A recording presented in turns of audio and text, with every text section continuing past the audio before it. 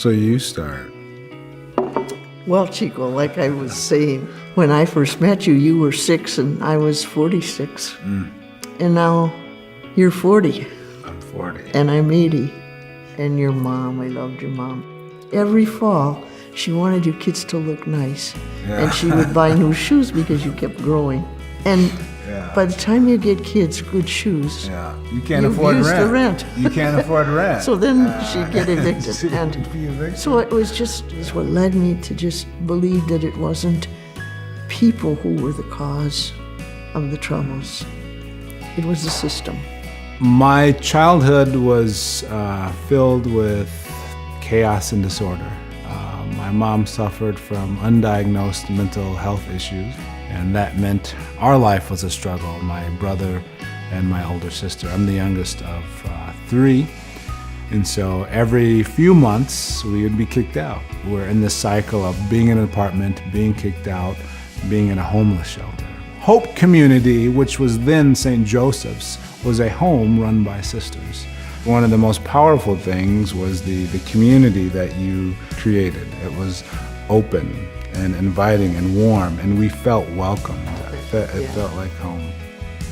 The path that I was on was academic failure, dropout. I think Minneapolis public schools, it's a good system for white students. It's a good system for middle-class students. It's not a good system, particularly for black or brown students. I realized I wouldn't be who I am without you and St. Joseph's. You saw my sister drop out of school. You saw my brother head, down that path, and you pushed my mom to get me into school at St. Stephen's. That was the turning point in my life. Getting into an environment where there was high expectations and high accountability. Life today is good. Been married for 10 years. I have a 10-year-old daughter and a 6-year-old son, and for me, that is the most important thing. It's great that I have a wonderful job at a great company in 3M. I also love being a homeowner. This is our home. There's no landlord coming to kick us out. Kids need to feel safe, and they feel safe here. And the community that's been created. It's contagious.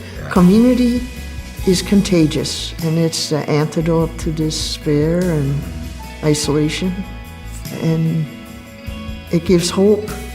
All of the things and the people that supported me were the reasons why I was able to get out. It really was a web. There's no individual that's successful in life that's done it themselves, let alone go from being homeless to having a stable home and a stable job. All the things that are necessary for that takes others and takes community. As someone who used Hope's services as a child, it is incredible to see how they've grown. Hope went deeper than just saying, Sally Rowland and her kids needs a place to stay for 30 days. Sally Rowland needs stable, affordable, long-term housing. We need to create that. 40 years later, there is this amazing Hope community solving real issues and real needs and real problems. They chose to be a part of that solution, and I am eternally grateful for that.